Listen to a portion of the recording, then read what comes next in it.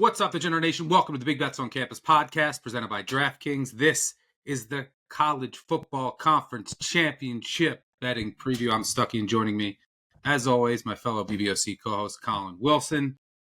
Before we get to all 9 conference championship games, quick plugs here. If you use Twitter, make sure you check out Playbook at Playbook, the new betting bot from Action. Turn your screenshot into a bet slip. It's very easy to use, very convenient, especially if you want to follow anyone on parlays or player props. Just follow that Playbook on Twitter for more info. We'll also have a quick slip link in the video and podcast description where you can find and tail some of the bets we discuss in today's episode, or you can visit actionnetwork.com/betnow. And quick self-promotion. I'm the new co-host of the Favorites podcast, which has returned with a new lineup. Episodes Tuesdays, Thursdays, Sundays with myself, Kendra Middleton, and Brandon Kravitz. Bets, stories, all kinds of fun stuff centered around the NFL. Check it out wherever you get your podcast. Today, talked about our progression in drinks. So, like, what was our drink of choice at certain stages of our life, and our Mount Rushmore of TV shows. Oh, and God. Before we really get started, I'll throw it to myself for a quick word from DraftKings. The Big Bets on Campus podcast is sponsored by DraftKings. And in partnership with DraftKings, our listeners get a great offer right now. New customers can bet $5 and get $200 back in bonus bets. That's right. New customers can turn $5 into $200 if your bet wins, paid instantly in bonus bets. If sports betting is not yet available in your state, don't worry. You can still join in on all the fun with DraftKings Daily Fantasy Sports and have the shot to win cash prizes. To get started, use promo code BBOC when signing up. Again, use promo code BBOC when signing up with DraftKings to get on board. The crown is yours. Colin, before we get to the games, you have your Mount Rushmore of TV shows? Mine was The Wire, Breaking Bad, Sopranos, and Justified. I knew you were going to have The Wire in there because when you I'm and wearing I a Wire shirt actually right now. Oh, yeah. Because when you and I first met, oh, God, I think I was a baby. I definitely didn't have this much gray. You were watching The Wire, and Breaking Bad was there. Game of Thrones was there at the top. But then Game of Thrones severely fell off because the books ended. I had Lost kind of up there, but let me reinforce what it is now. Andor is the greatest thing I've ever seen. It is the greatest. I don't care if you like Star Wars or if you don't. There has never been anything better that I've seen with my eyes than Andor, especially with Luthen's entire explanation about what he sacrificed for the rebellion to have birth.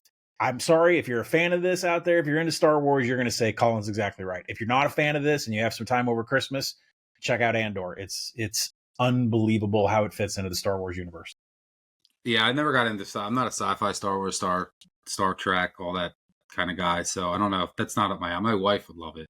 But drink a choice, right? I mean, you and I are the same, right? Tito's, except I go with like a Diet 7. I think are you a club soda? Like, yeah, I mean, Tito's, double Tito's soda lime. Yeah. Now I wasn't Red Bull, yellow Red Bull. Tito's was a Red Bull, regular Red Bull. Before that was gin and tonic. Yep. But first time we met in Vegas, you brought all your gin up to the room, or were we Bellagio or Cosmo? I can't remember, but you came in with like 3 sacks of gin. And like, we need Red Bulls. I was like, yes, we do. Yeah, I had a Hendrix Red Bull phase. Gin and Red Bull. It's not as bad as you might think. All right, let's get to the games. Got 9 to get to. If you haven't checked out the Group of 5 guys, make sure you check that episode out. It's already out. They break down all of the Group of 5 conference championships. The 4 on Friday are played on campus. The 5 on Saturday are all neutral site games. Also, our last recap episode of the year is on Sunday, 959 Bad Beat. Last time to use the voicemail. We will record at noon on Sunday, live reaction to the college football playoff bracket reveal. There's a lot that can still happen. Number 1, if Duke loses, Okay. does that open the door for JMU? Or do they say, oh, well, now Duke has another good win. We're going to put Duke in over JMU. Stop. The winner of North Texas, Tulane, we know is getting in. If BYU wins, they're in. Mm-hmm. Does Notre Dame get booted?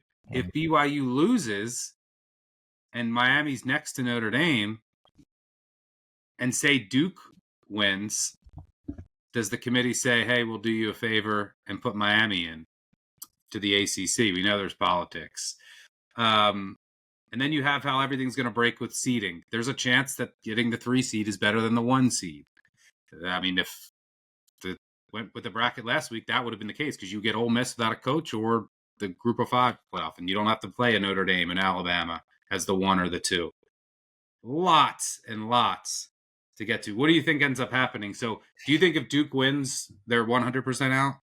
I think they're out no matter what. I mean, they have a listen, I'm not on the committee. It's time more people like you and me were on the committee. Duke has a second order win total of 5.8. Okay. This isn't supposed to even be a bowl team by second order win total. Okay. The ACC is a farce.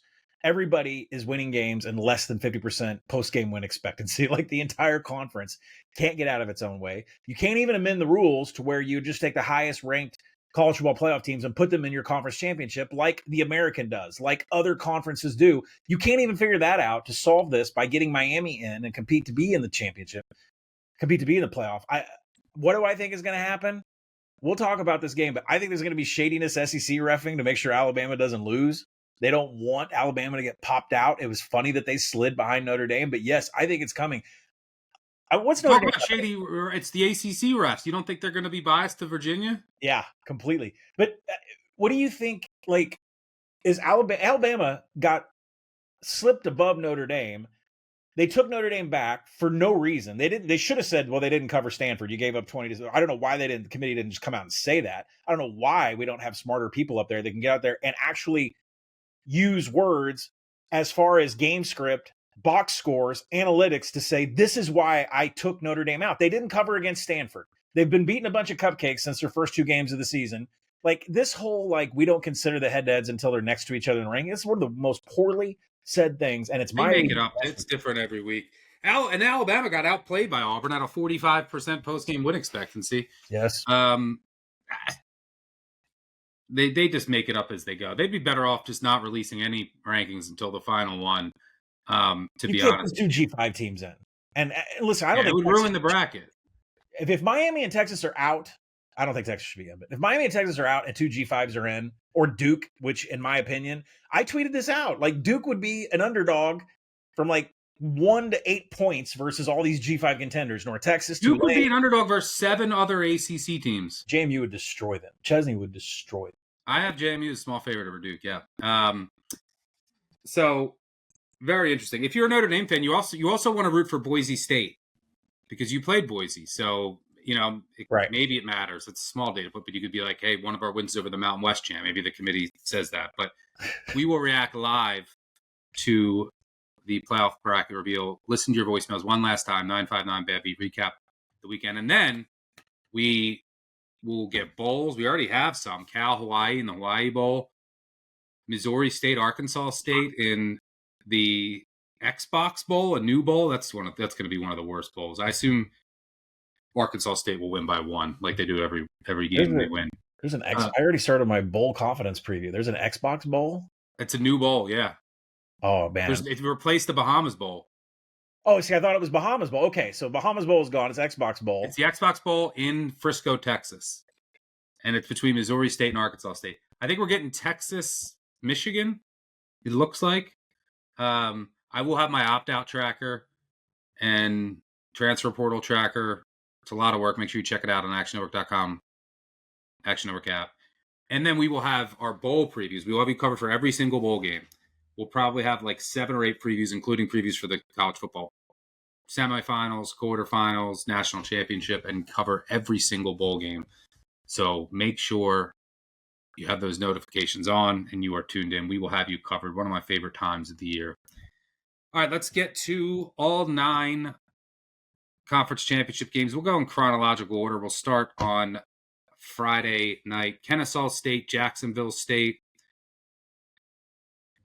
Conference USA Championship. Kennesaw State's a 2.5-point favorite. Total 60.5, depending on where you look. 60.5 at DraftKings. Interesting note here. We have a bunch of rematches, and historically, if you look at rematches in conference championships, that happened in the regular season, the teams that are out for revenge have gone 29 and 29 against the spread. So there's really no angle there. But 39 of the 58 teams out for revenge, about 67%, did improve their scoring margin from the first loss by about 9 points per game. So I do think that the team that lost is probably more likely to make adjustments in the second matchup. But I don't, I think the market, by now, you're not going to find huge edges. I mean, this is a conference matchup on conference championship weekend. We have a full body of work for all these teams. There are some interesting line adjustments, though. This one isn't that egregious. Kennesaw State was a 3.5 point favorite at Jacksonville State earlier this season. They lost by 9, but I'd argue they probably should have won the game. They were done in by turnovers in that game. They did whatever they wanted on offense. In the game, Kennesaw State outgained Jacksonville State 579 to 451. They just had 4 turnovers. Jacksonville State didn't have any. Since that, so I mean, Kennesaw State was a 3.5 point favorite. They were the better team. Since that date, I mean, they beat Missouri State. Missouri State was lining up for a field goal to take the lead in the last minute. They beat Liberty. They won in double overtime. Liberty missed a chip shot field goal to win. Jacksonville State, since that game, they lost to FIU, and then they beat Western Kentucky on a last-second field goal. Both of these teams easily could have like 3 or 4 more losses. The Conference USA has been a mess this year. I mean, Jacksonville State beat UTEP by 3. They beat Middle Tennessee by 3. Sam Houston, they beat by 2 on a walk-off field goal. I assume both teams will have lots of success moving the ball. The argument for Jacksonville State, you got Cam Cook, the best player in the conference this year, running back, TCU transfer, running home dog. And you've been at home the past few weeks. Kennesaw State has been all over the place. I mean, they were at New Mexico State, then at Jacksonville State, home for Missouri State, then at Liberty, now at Jacksonville State, 4th road game in 5 games. Does that take a toll? I'm close to market here. I'm at 3. So, like, technically I might play Kennesaw State at 2, but it's not a huge edge. This game should be back and forth. What are you seeing here in the Conference USA Championship? If you want to go head-to-head with you, I would. I mean, I've been waiting for Jacksonville State +3. I like Jacksonville State. I make them -1.5. I mean, what were we arguing about here? Like a point or 2 power rating difference? But I make them. Yeah, I mean, I don't know if I'd play it at 2.5. At 3, I wouldn't argue with you for taking a 3. So no need to go head-to-head. Well, I think from an injury perspective, there's not a lot this weekend with these 9 games. But in this one specifically, right tackle Reggie Jackson is questionable for the Jacksonville State offensive line. Behind him, Katie Small, I think his name. He's been out for a while. But Reggie Jackson didn't play in Week 14. He is questionable, might play. We'll see if that stunts the Jacksonville State rush offense. And I think, you have to look at how these teams kind of ended the season. They have similar data points, and they played against each other. Kennesaw won 9 of their final 10 games. Their only loss was to Jacksonville State in Week 12. You're right, the Owls did turn it over 4 times, but only 2 of those turned into methodical drives for Jacksonville State to score. It wasn't like they fumbled in their own, behind their own 20 and gave Jacksonville State instant field position. The 2 INTs that didn't matter, then there were 2 methodicals that Jacksonville State scored on. And if you look at the yards per play, Jacksonville State 8.1 to Kennesaw 6.4. So to me, Jacksonville State won that game handily. They won by 9, and it really wasn't the turnovers the reason why they had that extra boost.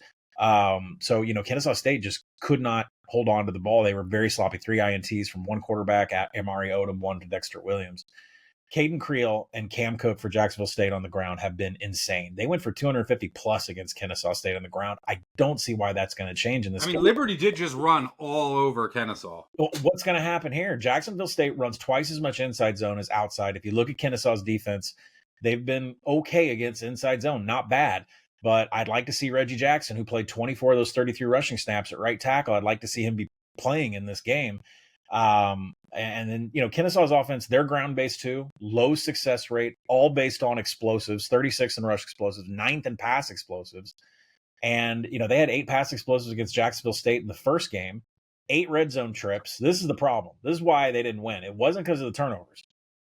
Kennesaw didn't win that game because they had 8 red zone trips. That's a lot. 3 TDs, 2 field goals. They just didn't cash. I mean, they had turnovers in scoring position. There were 13 red zone trips completely in this Week 12 game that turned into only 6 TDs. If anything, the play is the over. I like the Jacksonville State team total over. I like Jacksonville State on the side. I'm definitely playing over in Jacksonville State team total over. I have nothing strong here. I doubt I'll play this. Next game I do have a bet in. Troy, JMU. At DraftKings, JMU is a 23.5 point favorite, total 47.5. So I like JMU. I'm close to the number. I'm about 24-ish. Mm-hmm. So I played some 22.5 minus 115. I played some 23. Why am I playing this? I'm so close to the number. Well, a couple of reasons. One, JMU should be healthier here. There's Landon Ellis, their star receiver, should be back. Their stud linebacker, Weathersby, should be back. Bush, their defensive lineman, only named to watch. He's pretty good, but they have some depth there. They should be healthier. They have an incentive to run this up, right? This is on Friday night. If Duke wins, you don't want to just beat Troy by 10 or 14. You don't have many great wins on your resume. You want to make a statement. And JMU already has 5 wins by 25 or more points in league play, including against the 2 teams I think are the best in the league. Texas State and Old Dominion, who they demolished both. I also think this is a good matchup for JMU. It also doesn't hurt. It's going to be in the 20s, right? Troy is not a warm weather team going on the road, short week. They had a much tougher game last week. But this is a good matchup on paper. Why? Well, Troy cannot run the ball. Can't run it a lick. You can hit some rush explosives on JMU. Well, Troy has no explosiveness in the rushing attack. What does that mean? Well, it's all going to come down to Goose Crowder at quarterback for Troy. He has some good receivers. I don't think he's going to have any time to throw the ball. Their offensive line is abysmal. They lost their tackles early in the season. He doesn't have a lot of mobility either. Yeah, and he can't move. And you're going up against a defense that's top 5 in pressure rate. Their offensive line is abysmal. They're 115th in pressure rate allowed. They've allowed more sacks than any other team in the country. Dead last in sack rate. So what's going to happen? Well, there's going to be no passing downs. JMU is a very aggressive defense. It's going to be coming after Crowder. And there's going to be negative plays that kill drives. And there's going to be turnovers from Crowder. Crowder has, under pressure this year, he's only completed 44% of his passes, 1 big-time throw, 6 turnover-worthy plays. Among 149 quarterbacks with at least 50 dropbacks under pressure, Crowder's one of only 4 with a turnover-worthy play rate north of 10%. I just don't see how Troy consistently moves the ball. Maybe they hit some explosives, but in the cold, under pressure, Crowder, not really that mobile. Maybe they found something against Southern Miss. But remember, this is a team that limped to the finish line before last week. They lost 33-0 at Old Dominion. The yardage in that game was 503 to 138. They didn't score a point. JMU, good matchup, healthier, incentive to run it up at home in the cold. Give me the Dukes. I think they win. I think they win by 30 plus. Yeah, I haven't made a play on this game yet because I was waiting until this pod to talk to you about it. I had this in my notes. I'm staring at it. James Madison team total over, or should I bet Troy team total under? I mean, it's the exact same thinking that you have. Both of those lead you to a JMU play. Yeah, they do. And I do think the JMU number is going to steam. Like, I make it 24. I think there's another projection out there. I think at 26. But I do think it's going to take – I think JMU is going to take a ton of money leading up here. And Chesney's expected to stay with the team, even if they make the college football playoff. I guess he won't start working the UCLA portal till January 2nd officially. But JMU scored at least 35 in 5 straight Sun Belt games. 3 50 burgers in the past 3 of the last 4 games have had 50 burgers. Coastal, App State, Texas State.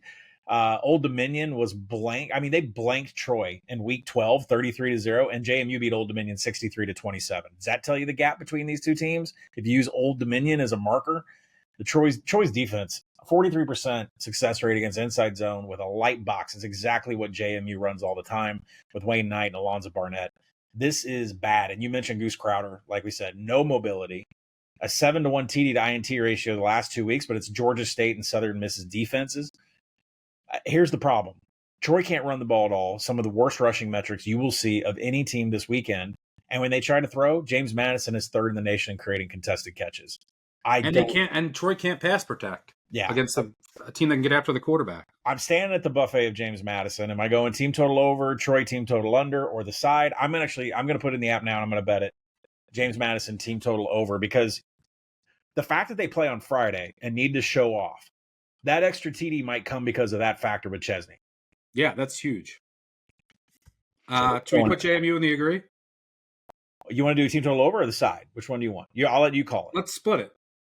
All right. Split it half and half. All right. So we agree. By the way, since 2005, only 6 other teams have closed as a favorite of more than 23 points in their conference championship. 5-1 against the spread, covering by 12 points per game on average. So 5 of the previous 6 have covered with ease. All won in blowout fashion. All right, let's move on to the American Championship. Winner, going to the college football playoff. North Texas, 2.5-point road favorite at Tulane. I think they're justified. I'm right on market here, 2.5. Now, here's the thing. I don't have to worry about handicapping this game. I'll give you my thoughts. I have a North Texas 18-1 ticket.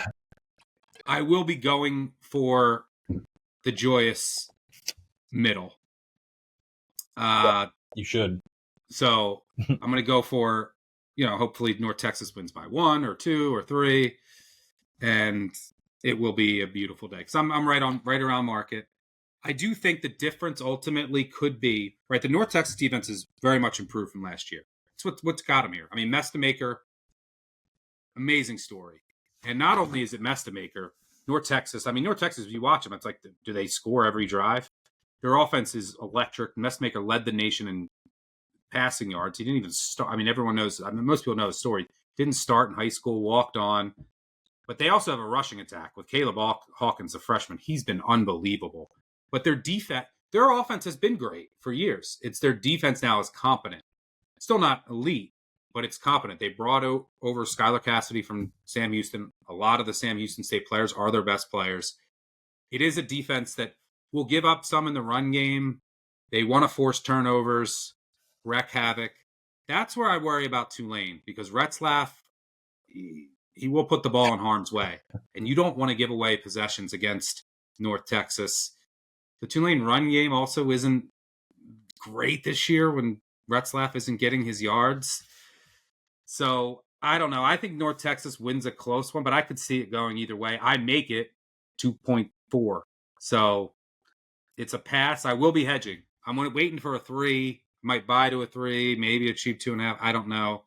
But I can watch this game free rolled, and we'll win either way. Hopefully some of you followed on North Texas. That's a good feeling. I mean, to have an 18-1 a pocket and the team that you have is favored, it's a really good feeling. Now, I had that in the MAC though. When Kent State lost to when Northern Illinois, that luck box year, that was miserable. But you like Tulane here? I do like Tulane. I think I can't really put down the North Texas offense at all. I mean, you can't say anything, and you can't say that they're not going to have their way. Other than the fact there's a couple of things that, I kind of noticed, like Bryce Bohannon is questionable, 2.2 yards per route run from the slot. That's big for the offense. They can work without him, though. But the defensive line, like, there are backups that have injuries. Bryceon Hayes, Sadiq Clements, questionable. It's just a thinner defensive line, and I don't think that's good against Tulane whatsoever. The North Texas defensive line has just been shredded all season. I mean, they're 111th in defensive rushing success rate, 124th in line yards. It's not going to work against Tulane. Retzlaff has as many rushing TDs as he does passing TDs. 14 on the season, 7 explosives. He has just been insane on the ground with Javon Gordon. And the Tulane ground game, I think, is the difference. So there is a common opponent between these two teams, and 2 of them in the last few weeks. So Charlotte, both these teams played Charlotte. In Week 10, North Texas faced them. They allowed 6.3 yards per play to Charlotte. That's a lot. Tulane only allowed 2.9 last week, in Week 14, to Charlotte. That's a huge discrepancy. You look at Temple, these two teams just played them the last 2 weeks. North Texas allowed 4.5 yards per play. Tulane, 3.6. You take the common data points in Charlotte and Temple, you dump out the yards per play, and Tulane should be favored here. Defensively, offensively, I don't see North Texas stopping anything Tulane's going to do on the ground. Summerall, there's a big difference between Eric Morris and Summerall here, and I don't know if it's going to play into this game, but Eric Morris And now it says Oklahoma State, new coach. He's taking on some of the media stuff. He's taking on questions. He's saying, I'm concentrated on North Texas in this game. And then when asked, like, if there's a difference between him and Summerall, how Summerall's handled, like, Summerall basically said, don't even talk to me about Florida until after this American championship game. Like, I don't want to be acknowledged. I don't want to be introduced. I don't want anything to do with it because I want to win the American. So there's been two different methodologies here. I don't know if that affects the game, but what I do know is that the common data points for Charlotte and Temple in recent weeks say that Tulane is going to dominate this game. I mean, are they stopping North Texas? Who's stopping North Texas? The North Texas offense. I mean, because North Texas ain't stopping Tulane on the ground. I think Retzlaff is so good on the ground. It's going to come down to Retzlaff not turning the ball over. What does he have? 18 turnover-worthy plays this year? I think I saw. He can't turn the ball over because if he coughs it up a couple times, North Texas is going to score, and then you're in trouble. That's what the North Texas defense is built on. It's built on taking the ball away. That's the key, I think, to Tulane. Because Tulane will be able to move it. Retzlaff cannot turn the ball over. I think this will be a good game. I mean, amazing game. I mean, like this is a playoff game. When did Retzlaff get these legs, by the way? I mean, because all he did was chuck bombs at BYU last year. I'm so happy he transferred and we got Bear Bachmeier, but that's another game. By the way, the North Texas quarterback last year and the Tulane quarterback last year are playing in the ACC championship. Yep. Mensah and Morris. And now you have Tulane and North Texas with new quarterbacks playing for a college football playoff spot. Well, guess what? Half the AAC coaches are now in the SEC. So fair enough. All right, let's Ryan Silverfield. Oof. Stop. I don't want to. We're all excited is what I hear. He was passing out chicken last night at the basketball game against Louisville. It helped, I guess. Good win for Arkansas. All right, final game on Friday night. Boo. UNLV, Boise State. Boo. The market's just on fire for Boise as we're recording this. Boise out to a 5.5 point favor. Total 58-ish. Who wants this game? I'd do New Mexico Nobody. State again. For what it's worth, Boise State has dominated this series, going for its fifth. They won 11 straight in this series. The last time UNLV beat Boise State was back in the 70s. They're going for their fifth straight win over the past 3 years, including 3 straight in the conference championship. It was a down year for Boise. UNLV should have had a couple more losses, but they are playing their best ball of the year. Their offense is rolling. The big uncertainty here. I saw that you make this closer to pick. If at full strength, I'm at like 7. So I actually would lean Boise, but I'm projecting like with a fully healthy Maddox Matson. Remember, these teams met earlier this year on the Smurf turf, and Boise won by 26. They were 13.5 point favorites. Well, now this thing was down to 3.5. I mean, the 10-point adjustment. Now UNLV has been playing much better. It shouldn't be that high, but I am still closer, around 6.5, 7. Matson's going to be back. I just don't know. Is there rust? Is he fully healthy for sure? Like 100%? I don't know. Well, that's the whole thing is no power. So you power rate this closer to 7. Like, I think this number's taking off because of his status. Yes. But that's if like Matson was fully healthy and I knew it and there was no rust. And now UNLV's playing a lot better. I mean, they closed the season really strong. They dominated Hawaii, dominated Nevada. Yep. The offense is rolling. The running game is rolling. I think the key for Boise is Marshall, their wide receiver, who circuitous pass to Boise State. He was at Texas A&M, then went JUCO. Really talented kid. He had 100 yards and a touchdown versus UNLV in the first meeting, but then he will disappear for games. So I think he's one of the X factors for Boise State. I think both offenses should have success. I think both offenses have major advantages here. But I just don't know on Matson, so I can't really bet this game with any sense of confidence. But you're back in the Rebs? Well, no, it's not that I'm back in the Rebs. It's that I have a preseason Boise State to win the Mountain West, so I went in and put a couple units on UNLV at plus 3.5. Now, I do make the game closer to pick, but I completely understand the steam because while these two teams have similar data points, I mean, look at Utah State in the last couple of weeks. Like, both of them, like, barely won the game. Both of them had extremely similar yards per play, 5.9 for UNLV, 6.1 for Boise. If you do the common opponents thing, this power rating should be pretty close to even on each other. I think the problem is that for some reason Boise dominates this series. This is the same issue I had last year. Like, I really thought Barry Odom and UNLV had the defense and the go-go offense that could challenge us, and they got blown out of the water. Yeah. And then look at their game this year. Boise 9.8 yards per play against UNLV's D to UNLV 6.8. I mean, Boise do whatever it wanted. The UNLV D is so easy to attack on the ground. They're outside the top 100. Every rush metric you can try to find, 132nd allowing rush explosives. Boise's just going to take advantage of that all day. Dylan Riley is a machine. I mean, 21 rushing attempts that have gone over 10 yards this season. That's going to happen probably in every rushing attempt here. He's had a TD in 5 of the last 6 games. I mean, anytime TD for Dylan Riley, probably I'd even take 2+ TDs.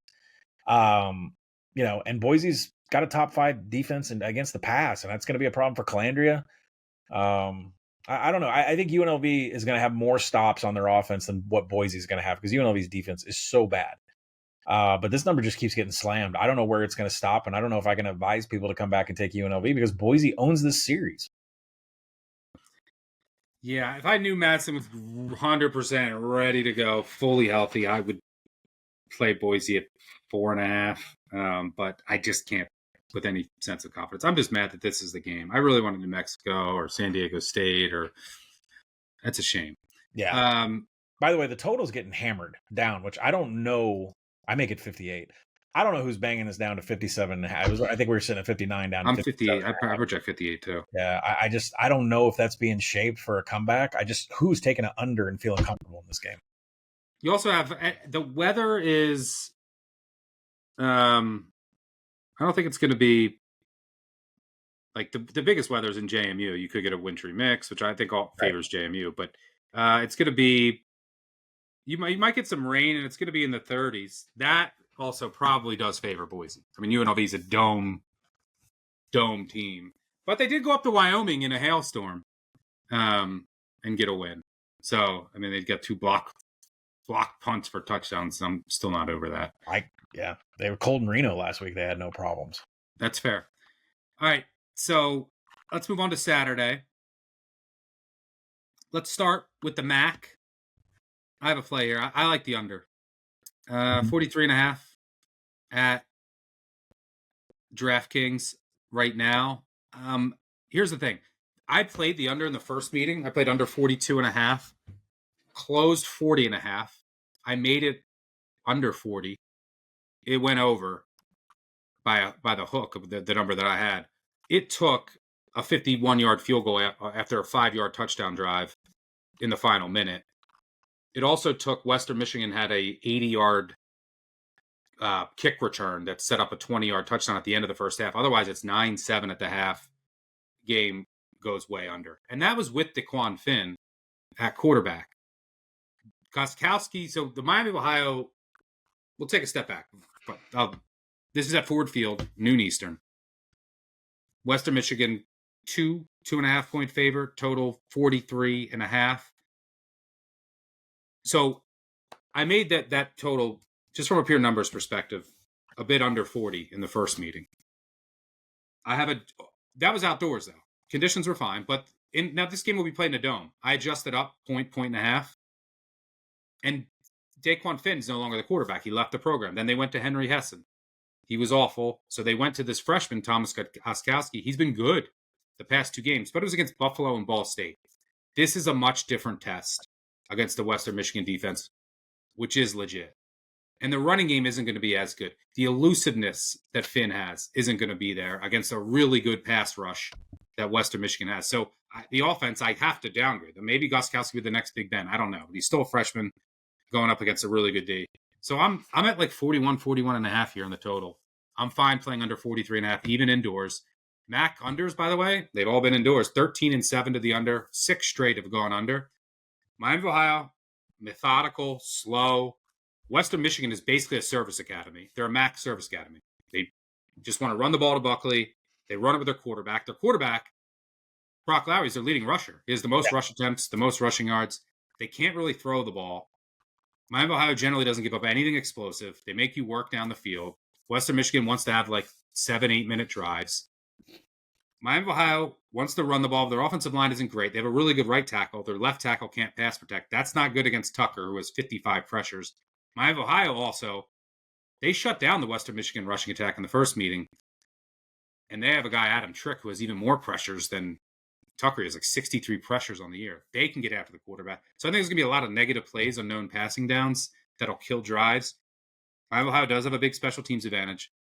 Chuck Martin in these high leverage games always plays special teams, will play field position, play it conservatively. I think this will be a slow paced grinder type game. Maybe the freshman from Miami of Ohio, they will take shots. Like they play conservative run, and they will take shots. His ADOT is like 15 in his 2 starts.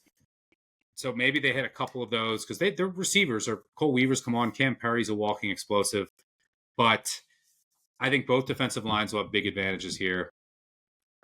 I think this is going under. I think this is like a 20-17 type of game. So I'm rolling with the under in Ford Field. What do you got here? I don't hate it. I make it 42.8, so I would lean to the under 2. I caught Miami +3 on the open, and now it's done nothing but take money and come down a little bit. I would still play Miami of Ohio on the money line. If you're listening to this right now, you can't really talk about the game they had on October 25th because DeQuan Finn like dominated on offense for the Red Hawks. He was amazing the whole game. What you can mention is that Western Michigan only had a single red zone trip that entire game, and that's applicable here against this Miami defense. They got to go up again. Henry Hessen was replaced by Thomas Gotkowski in Week 13. He beat Buffalo, a 21-point win over Ball State. Gotkowski, not to be mixed up with the kicker Gotkowski. 7 big-time throws, 1 turnover-worthy play. Western Michigan is 84th in coverage grading. I think Gotkowski is going to have some success here throwing against Western Michigan on the back end of their defense. Western Michigan really... Can he have time? That's the biggest question. Yeah. Western Michigan specializes in stopping the run. So I don't think the Redhawks are going to have a lot of success on the ground. But Gotkowski has ran with Jordan Brunson, who has 14 TDs on the season. They look capable. Not DeQuan Finish as great as that ground game, but it looks capable. Western Michigan plays a lot of man outside zone read with Brock Lowry and running back Jalen Buckley, but Miami of Ohio's 55% success rate in defending those run concepts. That's very good. So I think Western Michigan, again, like you said, Miami of Ohio is going to make them earn their yards and earn their field position. And that's what happened in the first game when Western Michigan was limited to 1 red zone trip.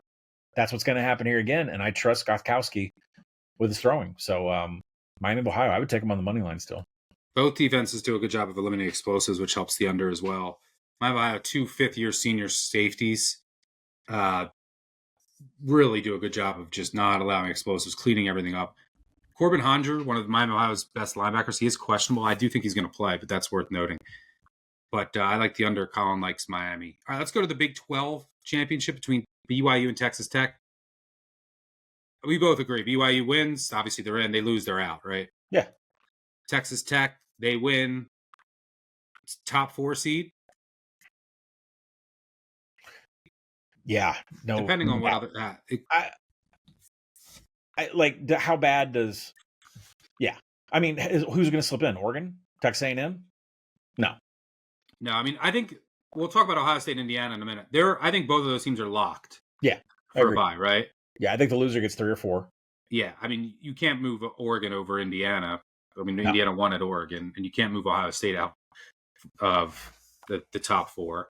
I mean, Indiana, Ohio State's really a fight for the Rose Bowl, is what it is. But yes, and if Georgia wins, they're getting a bye. If Alabama wins, I think Alabama is getting a bye. And the reason is you can't penalize Georgia too much. And Alabama will be the SEC champ. They would have 2 wins over Georgia, 1 on a neutral, 1 at Georgia. So you have to put Alabama ahead of Georgia. So I think like Alabama will go to the 4, Georgia will go to like the 5 or 6. You don't think it's Texas A&M? No. A&M I think is locked into like the 7. So yeah, I think if Texas Tech wins, they're at the 4 right now. So if they win, they're getting a bye. If they lose, they're in, but they obviously will lose their bye. This spread is Texas Tech -13, total 49.5. Texas Tech was a 13.5 point favorite at home in Lubbock, where they have a pretty good home field advantage. The Mhm. total was also right around the same number. Easy Tech win and cover, easy under. I do find it interesting that there was wind in that game, impactful wind, and the total's at the same level, even though this will be indoors at Jerry World. The question is, can BYU do anything offensively? They didn't in the first meeting. They won't be able to run the ball. You cannot run the ball. That's on the problem, Texas is that they tried too much to run the ball on Texas. Yeah, they're going to have to be creative here. This is where adjustments. They know they're going for the college football playoff spot. You're going to get the kitchen sink here. And what can they come up with through the air, trick plays? They've been pretty creative. I mean, Aaron Roderick's been pretty creative in a lot of games that I've seen. They're going to have to get creative here because you just can't run. Adjusted for opponent, Texas Tech's the best run defense in the country. They hit in the portal on their defensive line. They have 2 pros on their defensive line. Jacob Rodriguez is a monster at linebacker. The weakness for Tech, if there is one, is their corners. And you're going to have to attack them. You're going to have to find ways to attack them. And you're going to have to find ways to keep Bear out of harm's way of this nasty pass rush. Right. On the other side of the ball, the question is, can Texas Tech finish drives? The weakness for them, the run game isn't great. They'll hit some explosives, but it's not. No, hold on. The offensive line is not great. The running backs are great. Yeah, but because of that, it's not a very efficient rushing attack. And then at times, they can struggle to finish drives off.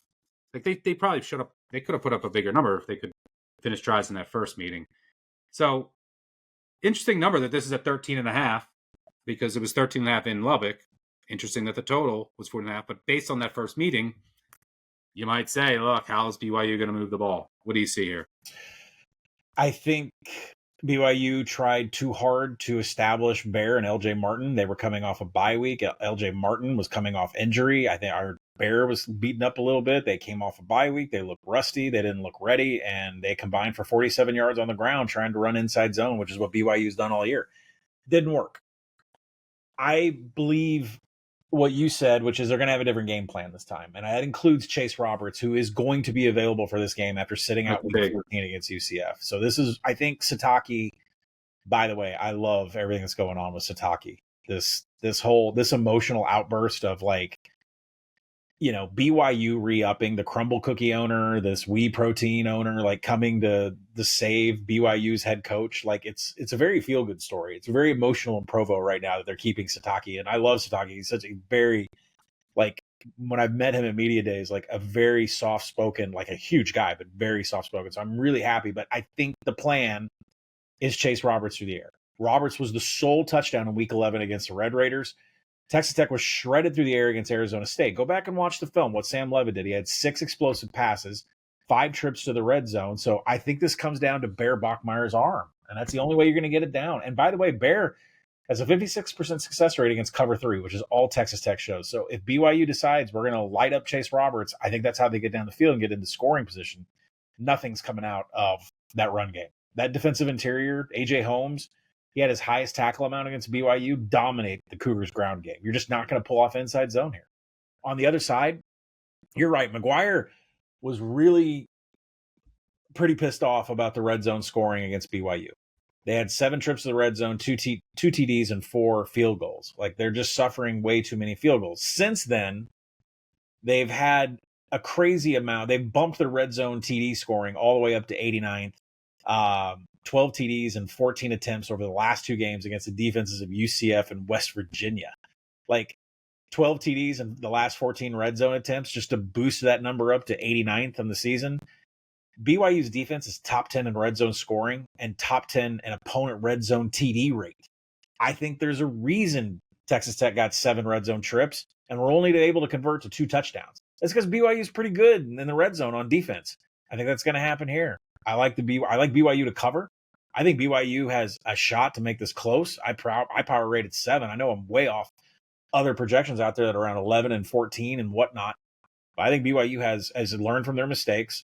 I think you're right. Aaron Roderick dials up trick plays on offense all the time. Got to get Parker Kingston the ball in space in creative ways too.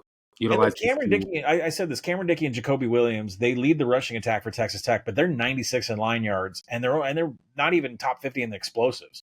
Like, it's all highlight yards, and BYU is going to be able to contain that a little bit. So I like BYU here. I'm not saying they're upsetting, but I think this is way closer than what the spread is. How about conspiracy theory?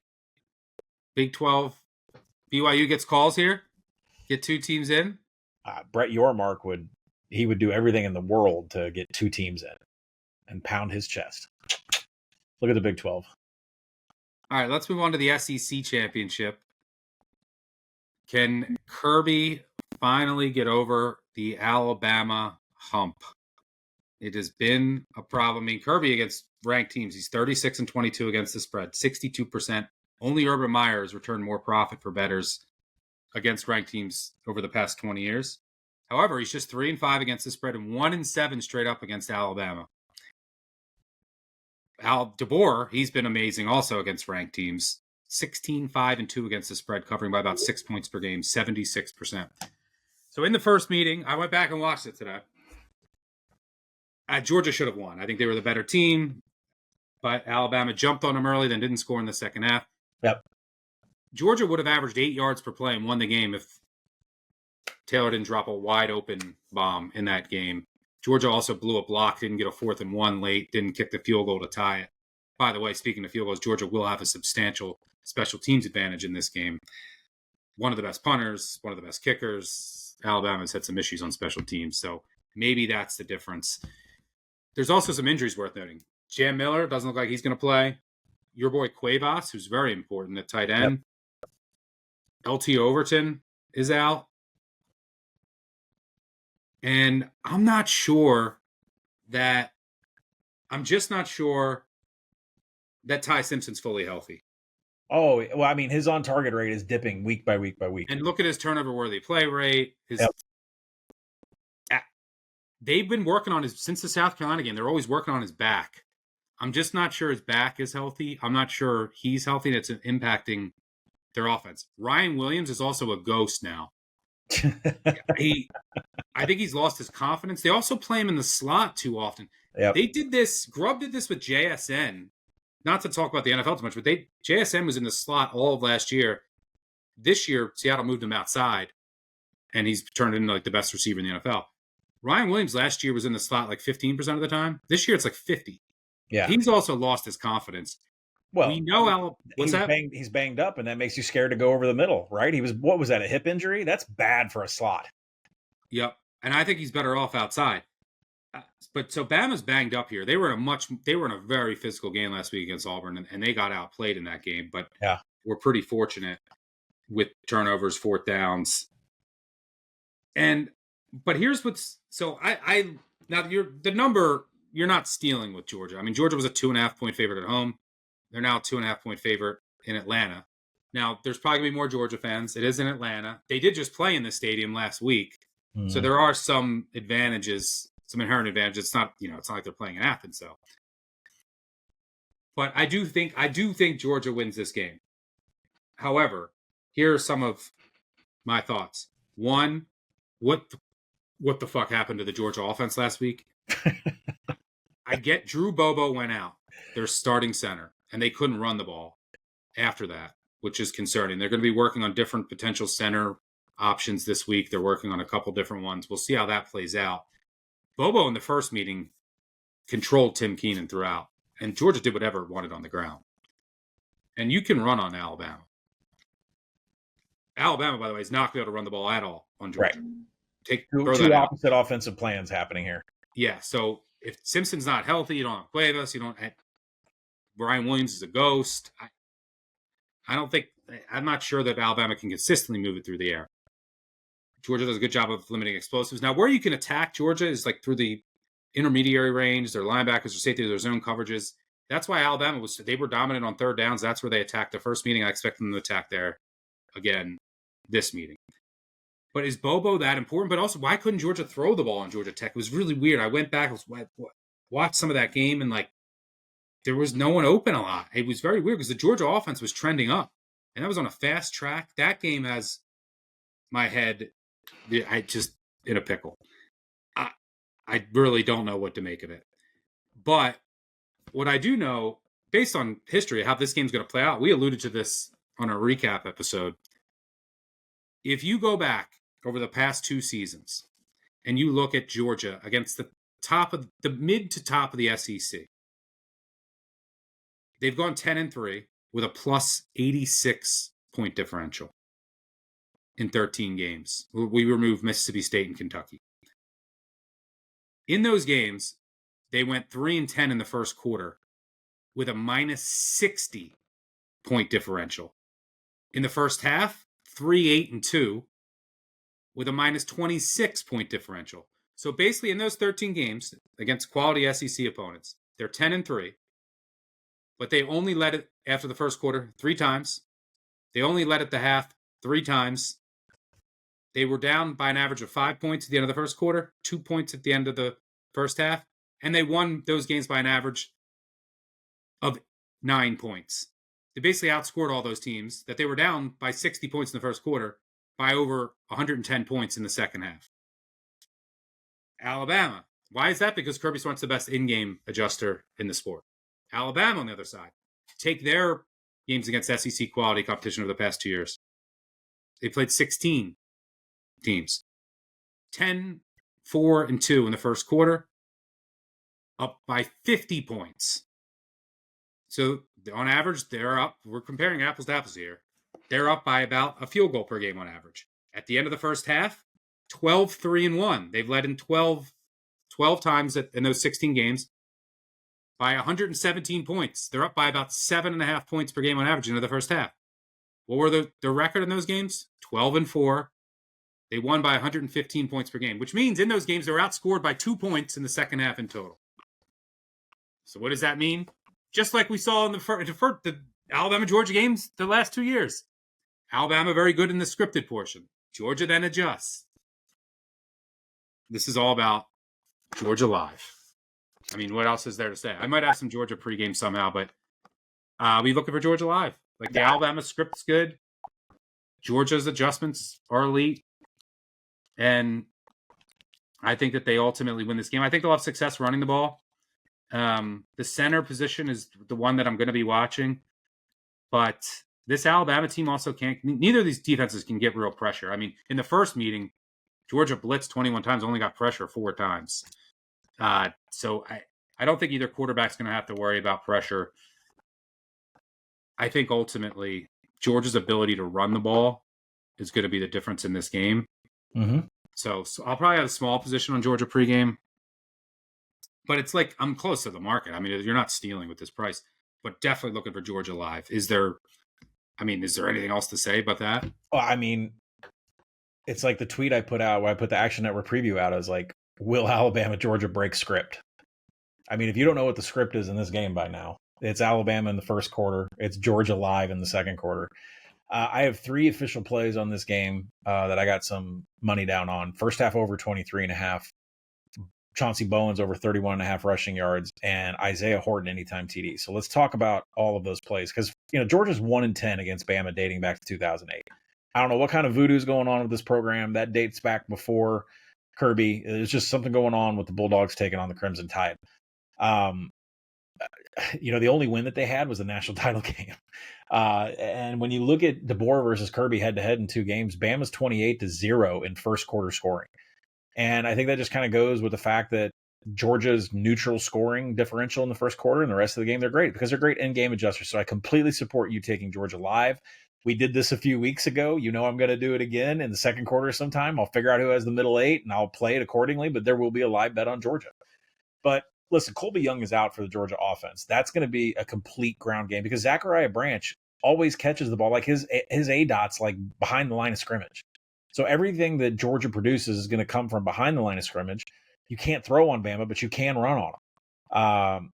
Bama cannot defend inside zone with 12 personnel, and Georgia is running that more and more. Stockton, Bowens, Frazier, they should dominate on the ground. Bama's not been able to defend that with 2 tight end sets. Don't fumble Frazier. Frazier also fumbled inside the zone 20, was led to points for Bama in the first meeting, too. That's why I have Bowens over 31.5 rushing yards. By the way, Kirby said that he is going to be available to play, that he was dressed last week, could have played against Georgia Tech. He didn't. He's going to play in this game. He had over 100 yards against Bama in the initial game, and now his rushing total is 31.5. I think that's predicated on the fact that odds makers might think he's still injured. when he is going to play this week. Listen, Alabama struggles with mobile quarterbacks. We know that. Ashton Daniels is a reason. I mean, he's a leading rusher, scored a touchdown. Lenora Sellers, same thing for South Carolina. Well, now we got Gunnar Stockton. And I don't know why, for the world of me, Stockton only had 3 designed runs in their first game. That was his lowest rushing attempts from a designed run attempt perspective for Georgia the entire season. Were they purposely holding that back? Which is dumb because that's what you want to attack Bama. Right. I don't know why Georgia held that back with Stockton. And so we'll see if that changes. But I like Bowens. On the other side, it's like you mentioned that Ryan Williams is a ghost. You can't really knock what Isaiah Horton's doing with Ty Simpson, right? 3 touchdowns last week in the Iron Bowl. But more importantly, Isaiah Horton had a touchdown against Georgia in their game earlier this season. And, Williams and Horton, they're ADOTs at 12. Bernard's is 4.4. I don't think Jeremy Bernard is going to get anything done here. And the reason is because Georgia is the number 1 tackling team in the nation per PFF, and they're top 20 in broken tackles allowed per Sports Info Solutions. And you're right. Now Georgia's having this red zone issue where they want to be better in the red zone. They played Mississippi State. Mississippi State had 3 red zone attempts and cashed on a TD every single time. The last few games, 1 red zone TD in the last 3 against Georgia Tech, Charlotte, and Texas. So I don't know if the Georgia defense is better in the red zone now. I expect them to be amped up here. But I think Isaiah Horton is the only option that Ty Simpson has because they're not. I mean, Jam Miller is questionable again. They're not running the ball. I don't think he's going to play. I don't think Wayroth is playing either. I feel like Horton is the only option here to score. And I feel like that's going to be the only target. And by the way, the corner, Horton absolutely abused Dalen Everett. Is that his name? Yeah, I mean, absolutely abused the corner for Georgia. And I figured that's what's going to happen here. So that's it. I'm curious to see what Georgia does with its cornerback rotations. I think that I personally think that their best, like Everett's going to get drafted and scouts love him, but he's struggled this year, and you can beat him on like those intermediate routes. You can beat him on those comeback routes. Simpson targeted him 4 times, and he allowed 4 catches and a lot of yards. I think he's best in the slot, and I think that they should put Robinson and Jones on the outside. Instead, they've been like rotating Robinson and Jones, but I've liked what I've seen from both of them. I think Everett, he's good in run defense, he'd be good in the slot. I'm curious to see if they switch that up. Don't sleep on the special teams. Georgia, huge advantage there. I think they finally get the monkey off their back, but the price I think is pretty good. But Bama's pretty banged up, and I don't think Ty Simpson is fully healthy, and that's part of what some of their offensive struggles that we saw against Auburn. And you have the Williams thing. Cuevas is super important too. Yeah, I know that was a tough sit last week, but look, I think Cuevas, if he's out again, I think Horton is definitely the anytime TD no matter what. He has been the red zone factor here, and that's Alabama's only offense is through the air, and it's a first half over too. I mean, these teams go crazy in the after the adjustments are made in the second quarter, the scoring just pours in. Yeah, I think DeBoer said that early in the week. He said he didn't think Miller and Cuevas are going to play, but they're questionable. Overton and Collins are out. Even if Miller plays he's not going to move the ball on Georgia. Yeah, they're not going to run the ball regardless. I don't think Cuevas is going to play, though, based on what he saw, but I don't know for sure. All right, let's move on to the ACC Championship rematch from earlier this year, the game where Virginia dominated Duke. Duke was a 5-point home favorite, and now, a few weeks later, on a neutral field, Virginia is a 4-point favorite. But you could say maybe it's justified. Virginia's playing its best football of the season. Duke's been a mess all year. Their defense, last week, yes, they beat Wake Forest. That's because Wake Forest beat themselves. Wake Forest went up and down the field. The Duke defense is a disaster. They can't do anything right. They can get sacks, like they get pressure, they can create some negative plays, but Virginia Morris does a really good job of avoiding sacks and avoiding negative plays. The Virginia defense is playing really well. Their defensive line's playing really well. They can get after the quarterback. Duke, the only thing Duke does well is their passing attack. Like that's it. Mensa's had a good season, but their defense is such a disaster. It's hard for me to get all the way to this number, and Virginia might get all the calls. I don't have interest. Duke games are so dumb. Like one of these teams is gonna have 5 turnovers. Like, that's just how Duke games work. There's going to be like 6 fumbles and one team's going to recover them all. I don't know. By the way, the Virginia, they lost their stud linebacker, Cam Robinson. Their numbers actually are better without him this year. If you adjust for opponent, I think he's missed 4 or 5 games, which is interesting. But Duke has not gotten any better. Their defense has never improved. I'll argue it's getting worse. And Virginia is starting to ascend as the season, late in the season here. So I don't have a strong feel. I do think both offenses will move the ball, but like Virginia is much more likely to get stops here. Mm-hmm. What are you saying here in Duke, Virginia? You're rolling with your Duke boys. This is 8 p.m. Eastern in Charlotte, neutral field. No, I'm not going to roll with Duke, and I'm only going to be short with them because the handicap for me is not really on their side. I do have a Jeremiah Hazley anytime touchdown for Duke. The tight end for Duke has 22 targets and 3 TDs over the last 4 games. He has become the go-to guy for Mensa. So I do like an anytime TD here on that side, but Duke's not going to be able to run the ball at all against this Virginia defense. And so no, it's all on Mensa. The handicap, what I can get after Mensa. Yeah, what I can see clearly in this game, because you're right, I'm there too. I make Virginia -1.5. I don't think it's that big. This 4 thing is like a little beefy for me, but I don't think I can take Duke. Duke's defense has been an absolute train wreck. Last 5 opponents have averaged 34.6 points per game. Rush explosives leading the way for offense for Virginia on offense here. Jamari Taylor, 20 rushing attempts to exceed 10 yards. That's going to happen here against Duke. Pure zone read offense for Virginia. 203 attempts to the inside, 178 to the outside. Higher success rate than what Duke's defense has been able to produce here. Duke is 131st in defensive finishing drives. They give up 4.5 points to every team that crosses their 40-yard line. It is a Virginia team total over 30.5. And this is one of those things where I don't see a lot of defense being played. Duke can't stop what's happening on the ground. I just trust Virginia's offense much more, and I can't really handicap what Duke is going to do on offense versus Virginia's defense. So I like Jeremiah Hazley anytime touchdown for Duke, but I think Virginia scores at least 31 points in this game. Also, there is a world where if Duke is winning big, because they're going up against this JMU, they're going to want to keep their foot on the gas. And so will Virginia. Right? I know, but I'm saying, like, even if they're getting blown out, then Virginia's going to get even more possessions. It's not like Duke's going to go up and then try to sit on the lead. Yeah. So, interesting game in Charlotte that will have college football playoff implications. And then finally, we have Ohio State, Indiana. Oh, boy. In Indianapolis. Big game for Hoosiers. Just for everybody, just for all the callers out there, we are having voicemail review with our live reaction to the college football playoff. So if you're upset about this pick here, you can call and bitch me out because you know what side I'm going. Ohio State, 4.5 point favorite. Total 48-47.5. This game will be in Indianapolis. Big day for Hoosiers fans. You got the big basketball game. Do a little double dip in Indy against Louisville, and then the Big Ten championship. So I'm close to market here, but I think I'm going to play Indiana. And it's more on a gut feel, and it's conference championship weekend, and I'm going to be close to most of these numbers.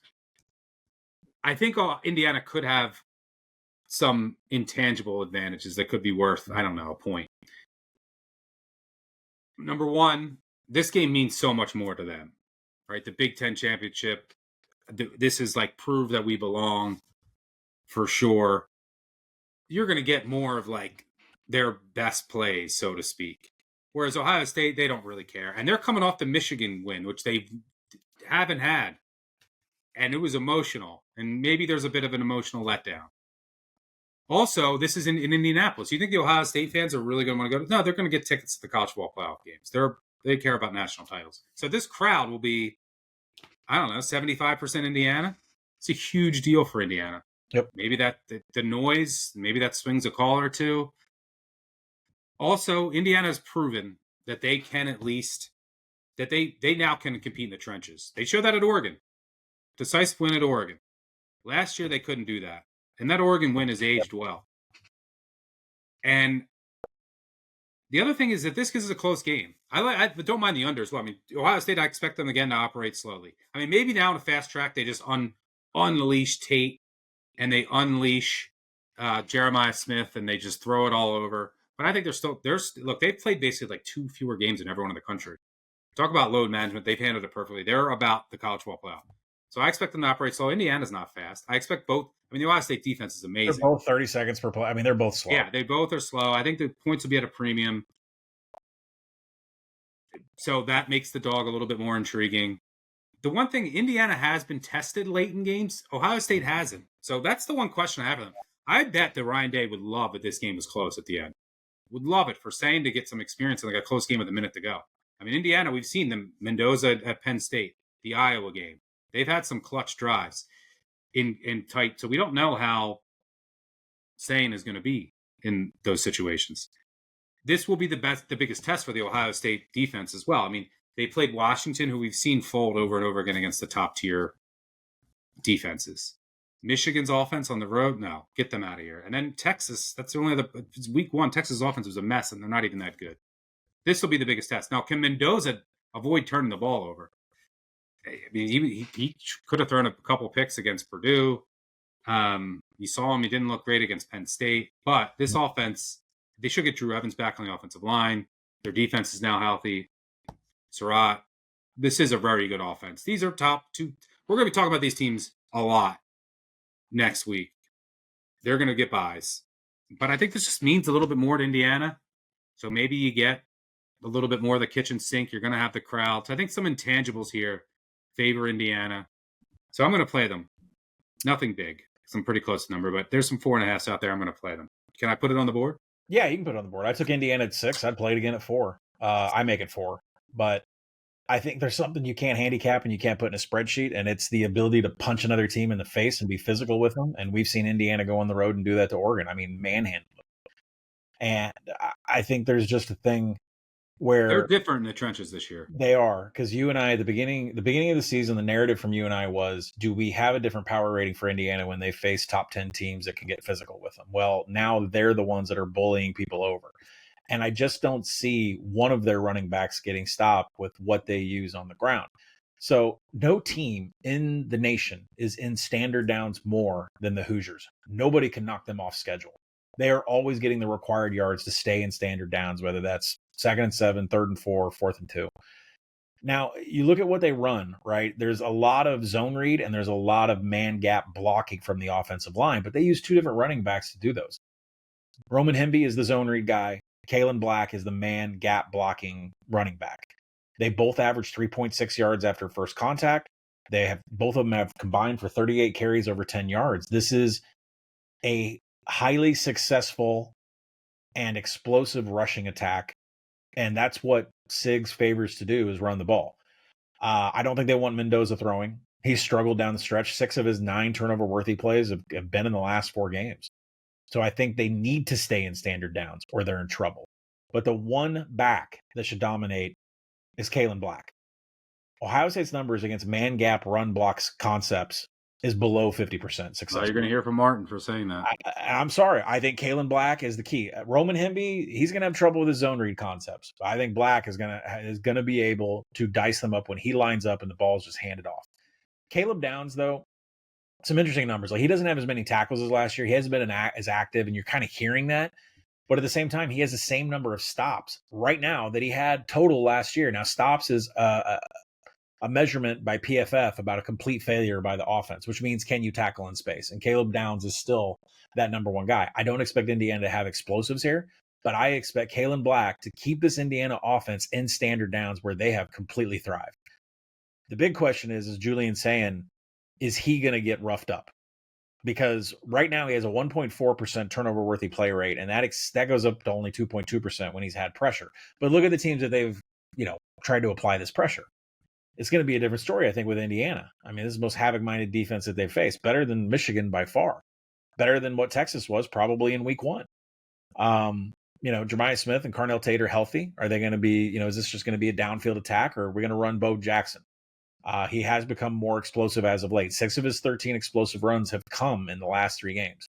So we'll see, what the plan of attack here. But the one way that you can attack Indiana where their defense has shown weakness is a 2 tight end set and ground and pound. They have not been able to defend that. So are you flying it to Smith and Tate on the outside, or are you lining up 2 tight ends as blockers and running ground and pound with zone read, because that's what, if Heartline recognizes that, then that'll move the ball against Indiana. But I don't think that's what they're going to do.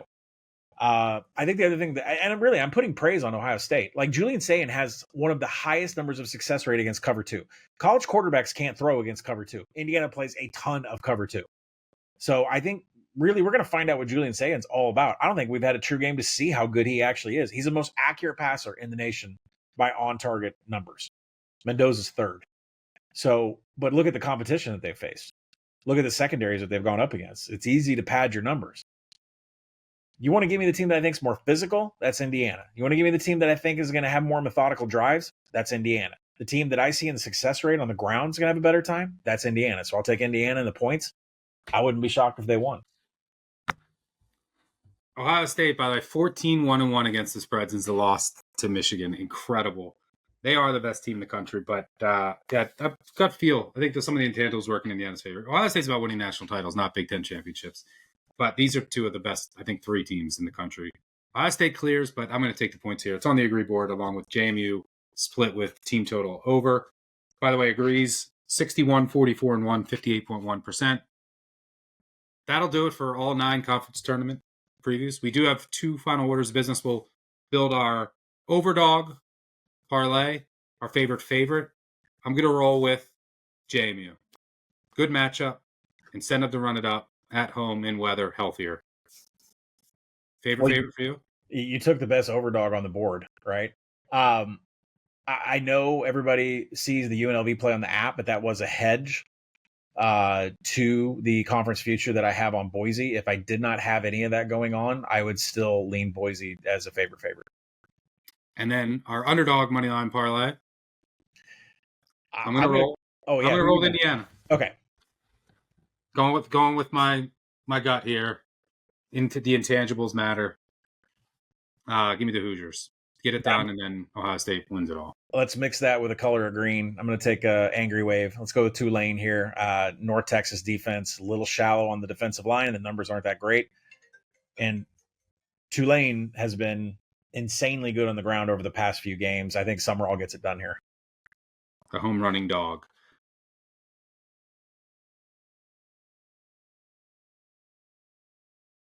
All right, that'll do it for us. As I mentioned before, we're going to have all you covered for every single bowl game, playoff game. Make sure you check out the Group of 5 guys. Don't forget about the voicemail, 959-BABY. We'll have our last recap episode with voicemails, and we'll do it while live reacting to the college football playoff bracket reveal. Yes, the regular season's over, but the college football drama and betting is just getting started. We will have you covered throughout on the Action Network app, actionnetwork.com, and, of course, on the Big Bets on Campus podcast. If you can, take a second. Really helps us out all year round. Leave a 5-star review. Make sure you subscribe, tell a friend, tell an enemy. Thanks to Colin for joining me. Thanks to David, our producer on the back end. Most importantly, thanks to all of you for tuning in. Always so fun. It's a pleasure to do this. Let's have a huge bowl season and playoff run. Thanks again, and we will catch you on Monday for the recap. Cheers. Peace out.